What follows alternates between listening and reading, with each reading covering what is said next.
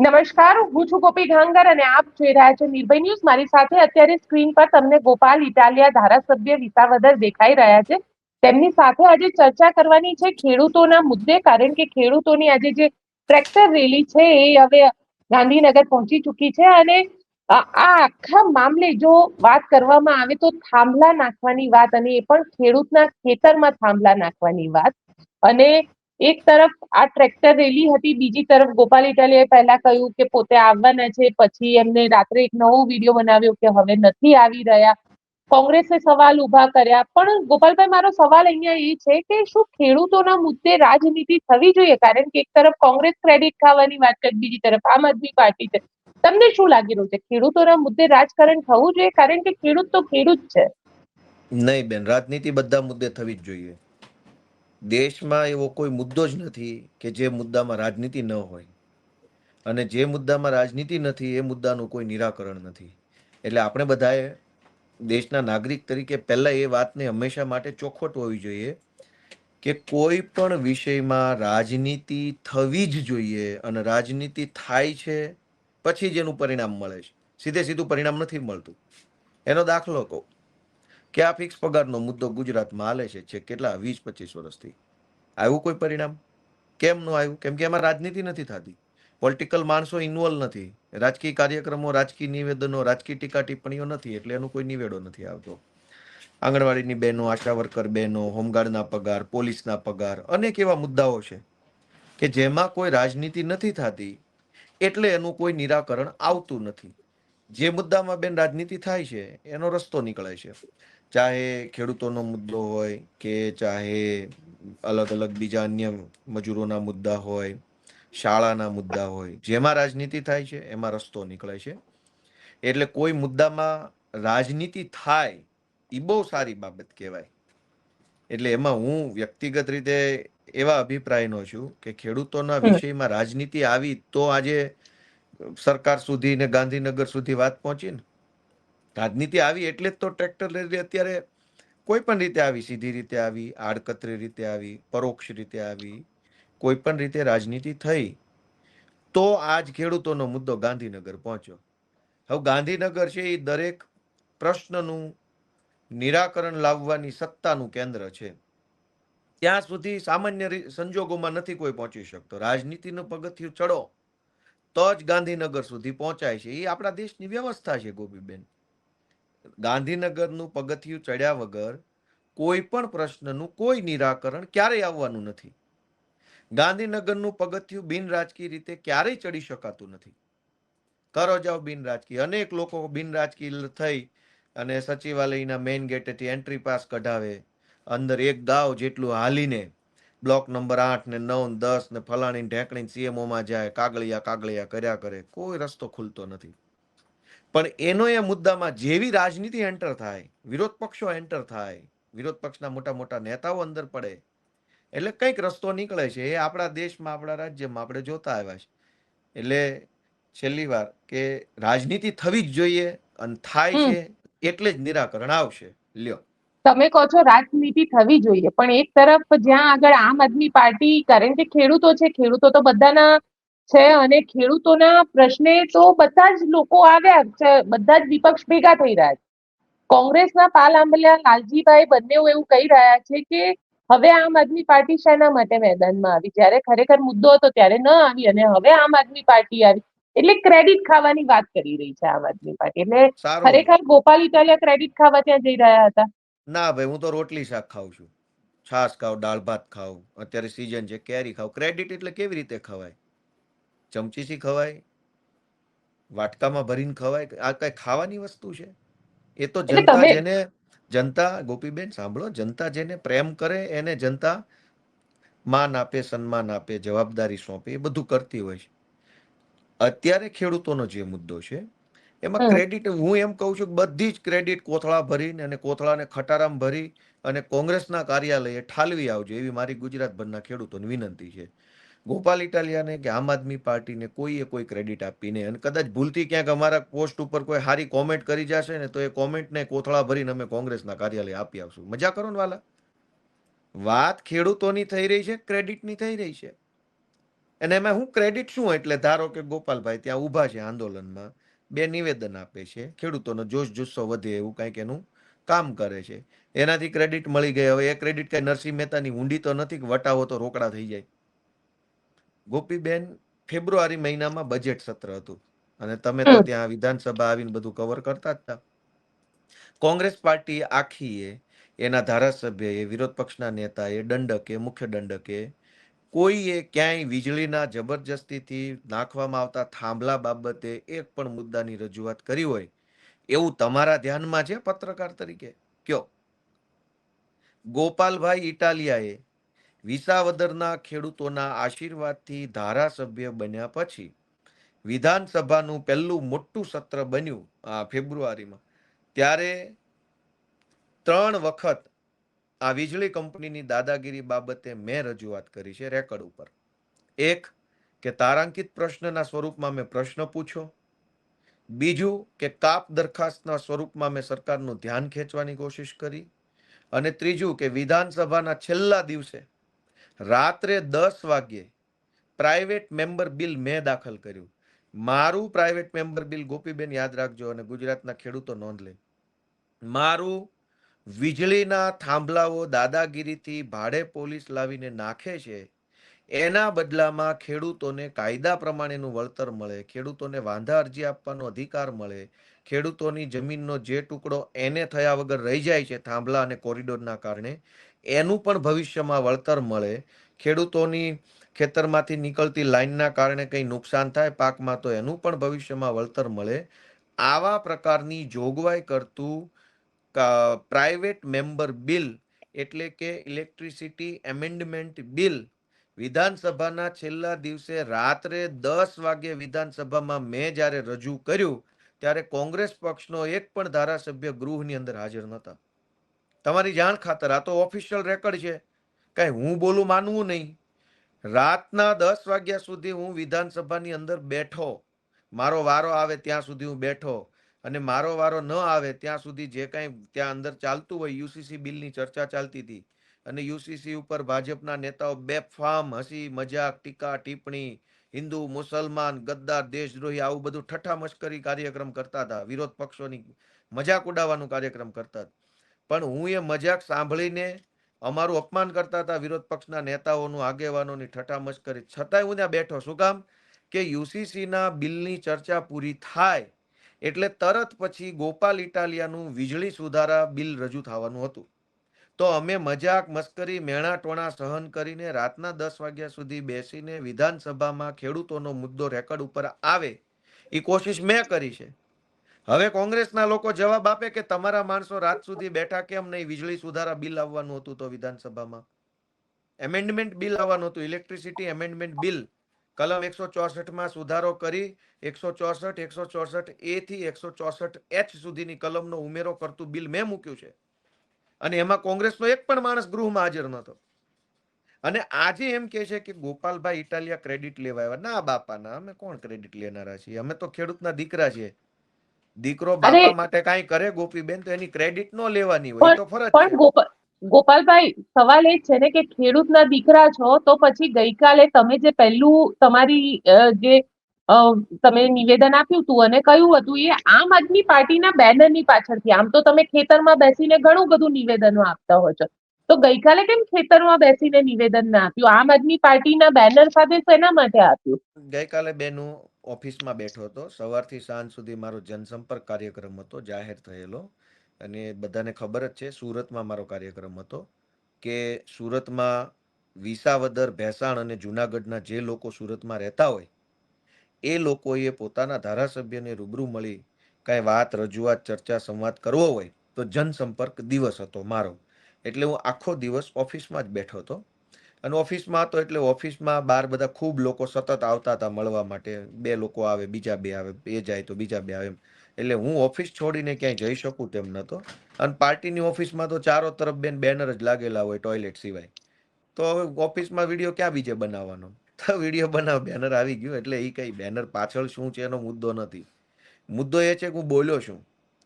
હમ હું જે બોલ્યો છું એ મહત્વનું છે ને. પાછળ હું દેખાય, અત્યારે મારી પાછળ જે હોય તે દિવાલ હોય કે ઝાડ હોય કે ગાય ભેંસ હોય, એનો ક્યાં મતલબ છે? હું શું તમારી યારે ચર્ચા કરું છું એ મહત્વનું છે ને. કાલે મેં એમ કીધું કે મુદ્દો ખેડૂતોનો છે, અને કેમ કે હું પોતે કોંઢ ગામમાં ખેડૂતોને મળ્યો હતો, ઈશુદાન ગઢવી મોરબીના જેતપરમાં ખેડૂતોને મળ્યા હતા, અને કેમ કે આ આખા મુદ્દામાં મોટા ભાગે રાજકીય પક્ષોના આગેવાનો તો સક્રિય છે જ સ્થાનિક સ્તરે બધી પાર્ટીના, પણ મોટા ભાગે ખેડૂતો જે પીડિત પક્ષ છે, જેના ખેતરમાં થાંભલો આવી રહ્યો છે, એવા લોકો ઈ ગામના લોકો જેની આગેવાની લઈ રહ્યા છે. એટલે વાત એમ હતી કે ખેડૂતો પોતે બધાય પક્ષોનો ટેકો લઈને જેને ખેડૂતના મુદ્દે સપોર્ટ કરવો એ બધાનો સપોર્ટ લઈને ગાંધીનગર ટ્રેક્ટર રેલી કાઢશે. તો મેં કીધું કે અમે આવશું. હવે મેં જ્યારે એમ કીધું કે અમે પણ આવશું, કેમ કે મુદ્દો ખેડૂતોનો છે, વાદ વિવાદ છે નહીં, તો કોંગ્રેસના બધા આગેવાનો એવું કીધું કે ના, ખેડૂતોનો મુદ્દો નથી, કોંગ્રેસનો મુદ્દો છે, આ કોંગ્રેસ પાર્ટીનું આયોજન છે, કોંગ્રેસે કર્યું છે, કોંગ્રેસ આમ. તો મેં કીધું સારું ભાઈ, અમારે વાદ વિવાદમાં ક્યાંય પડવું નથી. વાત ખેડૂતોની હોય, થાંભલાનો વળતરનો મુદ્દો હોય, ટાવર જે ઊભા કરે ટ્રાન્સમિશન ટાવર, એનો મુદ્દો હોય ને એમાં ખેડૂતોની ટ્રેક્ટર રેલી શાંતિપૂર્વક નીકળતી હોય, તો અમારે હમણાં વાદ વિવાદમાં આવવું નથી. કેમ કે વળી હું ત્યાં હાજર જાઉં, કોંગ્રેસ વાળા મારી યારે લમણાજીક કરે, એટલે ટીવીમાં ખેડૂતનો મુદ્દો સાઈડમાં રહી જાય, અને ગોપાલભાઈની ફલાણાભાઈની લમણાજીક ટીવીમાં આવવા લાગે. એટલે મેં સમજીને એક ડાયા માણાને છાજે એવો નિર્ણય લીધો, સારું ભાઈ હું નહીં જાઉં. એવું તો નથી કે આ ખેડૂતોનો છેલ્લો ને પહેલો મુદ્દો છે, હજુ 500 મુદ્દા છે લડાઈ લડવા માટે. જંગલના મુદ્દાઓ છે, ખાતરના મુદ્દા છે, પાણીના મુદ્દા છે, ટેકાના ભાવનો મુદ્દો છે, પશુઓના મૃત્યુ થઈ જાય જંગલ તરફ વિસ્તારની આજુબાજુ, તો એ વળતરનો મુદ્દો, મુદ્દા ઘણા છે, અમે તો લડતા રહેવાના છીએ.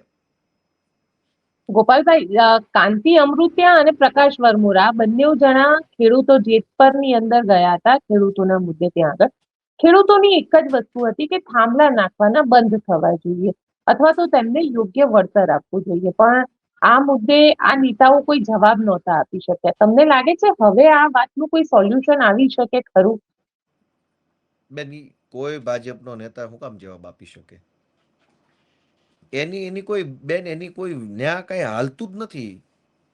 તમને બધી ખબર છે, પણ તમે મારી પાસે બોલાવો છો. ગાંધીનગર સચિવાલયના બ્લોક નંબર 1 થી 14માં સીએમઓની ઓફિસમાં સ્વર્ણિમ સંકુલ વિભાગ 1, સ્વર્ણિમ સંકુલ વિભાગ 2, આખી આ જે આખું 5 ગામનું જે આખું વિસ્તાર છે, એમાં એકેય ભાજપના નેતાનું નયા પાંચિયાનું કાંઈ ઉપજતું નથી. આ બધાને મન કી બાત જોવા માટે, વિવિધ સરકારી કાર્યક્રમોમાં સ્ટેજ શોભાવવા માટે, ફોટા પાડવા માટે, મોદી મોદી કરવા માટે, કંઈક ઉપરથી પ્રોગ્રામ આવે એમાં હૈસો હૈસો કરવા માટે રાખ્યા છે. એકેય ભાજપના કોક હશે ડાયા માણસ, પણ એ તો હવે પાછા જાહેર જીવનમાં એટલા બધા પ્રાસંગિક નહીં હોય, રિલેવન્ટ. કોઈ ભાજપના નેતાનું ગોપીબેન ગાંધીનગરમાં કોઈ વજન પડતું નથી. કોઈ પણ મુદ્દો લઈને ભાજપના નેતા ગાંધીનગર જાય એટલે એને એક જ મુદ્દો કહેવામાં આવે છે, ટિકિટ જોતી છે કે પછી બધું આ બધા ધંધા કરવાના છે. તો તરત પેલો ભાઈ સારું આપણે સાહેબને મળ્યા છે, સાહેબ આમ તેમ કરીને પાછા આવી આવે. અમારે સૌરાષ્ટ્રમાં ઇકો ઝોનનો મુદ્દો હાલતો હતો. એક પણ ભાજપના નેતાએ, મુખ્યમંત્રી કે મોટા મોટા જે એના આવતા હોય અધિકારી, એને કડક શબ્દોમાં સ્પષ્ટ ભાષામાં કે મારા વિસ્તારમાં નહીં થવા દઉં એવું બોલવાની કોઈની હિંમત નહોતી. ગોપીબેન, આ મોરબી અને સુરેન્દ્રનગરમાં થાંભલાનો મુદ્દો હાલે છે, એક પણ નેતા ખોખારો ખાઈને આમાં મૂછને આમ 4 વખત વળ ચડાવીને કે મારા વિસ્તારમાં નહીં થવા દો, જાઓ ટિકિટ બિકિટ ગઈ તેલ લેવા, એવું બોલી બતાવે. આ બધા લોકોને ટિકિટની લાલચુ લોકો છે, આનાથી કંઈ થાય એમ જ નથી બેન. સહેજ ઊંચા અવાજે બોલશે ને ગોપીબેન તો આવતી ચૂંટણીમાં ટિકિટો કપાઈ જાય એમ છે. ગુજરાતના કોઈ પણ વિસ્તારમાં કોઈ પણ મુદ્દો બને, સાબરકાંઠા વિસ્તારમાં ડેરીનો મુદ્દો બન્યો હતો, ડેરીના નફાનો બોનસનો મુદ્દો બન્યો હતો, આંદોલન થયા, લાઠીચાર્જ થયો, એક ખેડૂતનું મૃત્યુ થઈ ગયું. એ વિસ્તારમાં ભાજપના ધારાસભ્યો, સાંસદ સભ્યો છે, એ કઈ બોલ્યો મરદ મૂછાળો આમ મૂછોને વળ દઈને કે આ મારા વિસ્તારમાં જો આ પ્રશ્ન બનશે ખેડૂતોનો તો હું સાખી નહીં લઉં? બોલ્યો કોઈ? મહુવાની અંદર નિરમા ફેક્ટરીના જમીન સંપાદનનો, બંધાળાનો, મેથળા બંધાળાનો પ્રશ્ન, બંધારાનો પ્રશ્ન વર્ષો જ છે, બોલ્યો કોઈ નેતા કે મારા વિસ્તારમાં આમ થશે તો હું ચલાવી નહીં લઉં? ગોપીબેન, એકેયનું કાંઈ હાલે એમ નથી. જનતા ઉપર દાદાગીરી કરવામાં નંબર 1 છે, પોતપોતાની જ્ઞાતિને દબાવવામાં નંબર 1 છે, પોતપોતાના વિસ્તારના વેપારીઓને ડરાવી ધમકાવી અને ડરનું શાસન કરવામાં નંબર 1 છે. બાકી જનતાનો વિષય જો ગાંધીનગર સુધી પહોંચાડવો હોય તો હમ એકેયનું નયા પાંચિયાનું કઈ ઉપજે એમ નથી. સીધી ધમકી આવે છે ટિકિટની. એક જ મુદ્દાનો કાર્યક્રમ છે, ટિકિટ જોતી છે કે આ બધી વાયડાઈ કરવાની છે. તરત પેલો કે કાકા ભૂલ થઈ ગઈ, ટિકિટ જોતી. હા તો છાનો માનો તારું બધું માયાજાળ હંકેલીને કામે ચડી જા, પાર્ટીને કામ કર, મન કી બાત જો અને મોદી મોદી કર. હમ પણ ગોપાલભાઈ, ગઈકાલે પરસોત્તમભાઈ રૂપાલાએ નિવેદન આપ્યું અને પુરુષોત્તમ રૂપાલાના આ નિવેદનમાં એમને એવું કહ્યું કે ભાઈ ખેડૂતના મુદ્દે સરકાર ખૂબ ગંભીરતાથી વિચારી રહી છે અને અમે એનું જલ્દીથી જલ્દી સોલ્યુશન આવે તે પ્રકારની વાત એમના દ્વારા કરવામાં આવી. તમને લાગે છે આનું જલ્દી સોલ્યુશન આવી શકે કે આનું સોલ્યુશન લાવવા માટે કયા રસ્તા કરવા જોઈએ? તો પછી બેન, ખેડૂતોના મુદ્દે સરકાર ગંભીરતાથી વિચારે છે એમ કીધું ને. હમ ખેડૂતોની તરફેણમાં નહીં ને. ના. ખેડૂતોના મુદ્દે વિચારે છે ને ખેડૂતોની તરફેણમાં વિચારે છે, બેયમાં કઈ ફરક ખરો? ખેડૂતોના મુદ્દે વિચારે છે કે ખેડૂતો આટલા બધા જાગૃત થઈ ગયા છે, ભેગા થઈ ગયા છે, લડવા લાગ્યા છે, તો આને કેમ ઠંડુ પાડવું, આમાં કંપનીને કેમ બચાવવી અને કેવી રીતે આ મામલો આડા પાટે ચડાવવો, એ વિચાર કરતા હોય તો એને ખેડૂતોના મુદ્દે જ વિચાર કહેવાય. ખેડૂતોની તરફેણમાં કેવો વિચાર કરવો, ખેડૂતને વળતર કેમ આપી શકાય, કેવી રીતે ખેડૂતને વધુ ફાયદો થાય, કેવી રીતે ખેડૂતની જમીન ઓછી બગાડ થાય, કેવી રીતે ખેડૂતની જમીનના બદલે સરકારી જમીનોમાં થાંભલાવા આવે, એવો કઈ વિચાર કરે છે? એવી કોઈ વાત ભાજપવાળાએ નથી કરી. ભાજપવાળા એમ કહે છે ખેડૂતોના મુદ્દે વિચારે છે કે આટલા બધા એક આમટા જાગૃત થઈ ગયા છે તો આને ઠારવા કેમ. તો ઈ ખેડૂતોનો જ મુદ્દો છે ને બેન. અને હું તો એમ કહું કે ખેડૂતોના મુદ્દે સરકારે નિરાકરણ લાવવું હોય તો મેં પોતે પ્રાઇવેટ મેમ્બર બિલ રજૂ કરેલું છે. એમાં મેં બધા જ વિષયો ઉપર ખૂબ જબરજસ્ત અભ્યાસ કરીને, અનેક લોકોની સલાહ લઈને, કાયદાનું વાંચન કરીને, બધી જ રીતે ખેડૂતોને ફાયદો થાય, કંપનીને પણ નુકસાન ન જાય અને વિન વિન પોઝિશન થાય એવો બિલ, ડ્રાફ્ટ બિલ મેં વિધાનસભામાં રજૂ કર્યું છે, જે દાખલ થયું છે. અને એ બિલને સરકાર અભ્યાસ કરે, એમાં વધતું ખટતું કાંઈ હોય તો એનો ઉમેરો કરીને સરકાર પોતાનું સરકારી બિલ વિધાનસભામાં લઈ આવે તો હું મારું બિલ સ્વેચ્છાએ પાછું ખેંચી લઈશ. ખેડૂતોના સમર્થનમાં જાઓ, હું મારું બિલ પાછું ખેંચી લઈશ જો ભાજપ એનું સરકારી બિલ લઈ આવે તો. પણ તમને એવું લાગે છે કે આનું સોલ્યુશન આવશે આજની રેલી પછી? હવે શું? કારણ કે રેલી ગાંધીનગર સુધી આમ જોવા જઈએ તો ઓગણજમાં સભા રાખી છે, એટલે ક્યાંક ને ક્યાંક આનું જે કહી શકાય કે આનું સોલ્યુશન શું આવી શકે? બેન, આનું સોલ્યુશન તો બહુ સીધું ને સરળ છે, લાવવું હોય તો. ભાજપ વાળાના ખેતરમાં ઘણી વખત થાંભલા આવતા હોય તો અલાઇનમેન્ટ ફેરવી નાખે છે આ લોકો. ભાજપ વાળા સેટિંગ કરીને કલેક્ટરો અને કંપનીઓ સાથે, અને ભાજપ વાળાના ખેતરના બદલે કોઈ સામાન્ય ખેડૂતો એના ખેતરમાં થાંભલો આવી જાય. આનું બેન સોલ્યુશન એક જ છે કે કાયદો બનાવવો. હાલમાં આ વીજળીના થાંભલા નાખવા બાબતે કોઈ કાયદો અમલમાં નથી. સરકાર માત્ર પરિપત્રથી કામ ચલાવે છે. પરિપત્ર એટલે સરકારના મનમાં આવેલો વિચાર. સરકાર એટલે કંપની, કેમ કે સરકાર તો બીજી કોણ હોય આમાં. પરિપત્રના બદલે કાયદાથી કામ થવું જોઈએ. પરિપત્ર છે એ એડ હોક વ્યવસ્થા છે, અથવા ઇન્ટરપ્રિટેશન છે, અથવા ડાયરેક્શન છે, અથવા તો ગાઈડન્સ છે. તો સરકારે કાયદો લાવવો જોઈએ, બિલ લાવવો જોઈએ. અને બિલ લાવવા માટે થઈ અને પોતાનું જે સરકારી વ્યવસ્થા તંત્ર છે એને ધ્યાન દોરવું જોઈએ. ખેડૂતના થાંભલાના મુદ્દામાં ગોપીબેન અલગ અલગ 4 મહત્વના મુદ્દા સમાયેલા છે, માત્ર વળતર નહીં. એક, કે ખેડૂતના ખેતરમાં થાંભલો નાખે એના કારણે ખેડૂતની જમીનની માર્કેટ વેલ્યુ ઘટી જાય, એનું વળતર કોણ ચૂકવે? હાલ જે વળતરની વાતો છે પરિપત્ર આધારિત, એ તો તમારા ઝાડવાનું નુકસાન ને, વેલા પાંદડાનું નુકસાન ને, તમારા ખેતરમાં ઊભા પાકનું નુકસાન ને, એવી બધી વાતોની ગણતરી કરીને 2-4 લાખ રૂપિયા આપવાનો મુદ્દો છે. હકીકતમાં એ વળતર તો શું વળતર છે? કપાસ ઉભો હોય તો તમારે માનો 2 વીઘાનો કપાસ બગડ્યો, એના 1 લાખ રૂપિયા આપશે. મુદ્દો એ નથી. મુદ્દો એ છે કે થાંભલો આવવાથી આખા ખેતરની માર્કેટ વેલ્યુ ઘટી, એનું વળતર કોણ આપશે એને લગતો કાયદો બનવો જોઈએ. બીજું, કે આ જમીનમાં થાંભલો આવવાના કારણે ભવિષ્યમાં આ જમીન જેટલી પણ છે એ 100% એને નહીં થાય. 10 હમ વીઘાનું ખેતર હોય તો થાંભલો વત્તા થાંભલાની જે લાઈન નીકળી છે કોરિડોર, એ કોરિડોર વાળી જમીન ખેડૂત પોતે એને નહીં કરાવી શકે. એટલે ખેડૂત એનો માલિક છે છતાં એ પોતાની જમીન વાપરી નહીં શકે. એ જગ્યા હંમેશા આજીવન એને છોડી મૂકવી પડશે. તો એ છૂટી જતી જમીનને વળતર કોણ આપે? તો કે ભવિષ્યમાં ખેડૂતે જ્યારે આ ખેતર એને કરાવવાનું થાય એ વખતે છૂટી ગયેલી જે જમીન છે એ જમીન કંપનીએ જે હમ તે વખતના સરકારી ભાવે કે બજાર કિંમતે વેચાતી લઈ લેવી અને ખેડૂતને એના રોકડા પૈસા આપી દે. આ બીજો મુદ્દો છે. ત્રીજો મુદ્દો છે કે આ કંપનીએ થાંભલો નાખ્યા પછી વર્ષમાં એકવાર કે 2 વાર મેન્ટેનન્સ કરવા માટે થાંભલા સુધી આવે ત્યારે ખેડૂતના ખેતરમાં ગમે તેવો પાક ઉભો હોય તો પણ હેવી મશીનો, માણસો, બધા સાધનો ઘુસાડે. અને આ તો મોટી કંપનીઓ છે એટલે સ્વાભાવિક છે મેન્ટેનન્સ તો બહુ વ્યવસ્થિત કરતી હોય. તો વર્ષમાં એક વખત મિનિમમ એક વખત જો મેન્ટેનન્સ કરવા આવે અને દર વર્ષે ખેડૂતના ખેતરમાં કોઈ ચોક્કસ જગ્યાએથી આ ટ્રેક્ટરો અને મશીનો અને હિટાચી જેસીબી ચલાવવા લાગે તો લાંબા ગાળે ત્યાં રસ્તો પડી જાય ખેડૂતના ખેતરમાં. હવે તમે જે વળતર ચૂકવ્યું છે તો ઝાડવા પાંદડા કાપ્યા એનું ચૂકવાની વાત છે. ઓલું તમે દર વર્ષે ટ્રેક્ટરો, હિટાચી મશીનો, હેવી બધા હાઇડ્રોલિક વાહનો ઊંચાઈ ઉપર પહોંચવાના લઈને આવશો અને દર વર્ષે ખેતરમાં ચલાવશો, એના પૈસા કોણ આપે?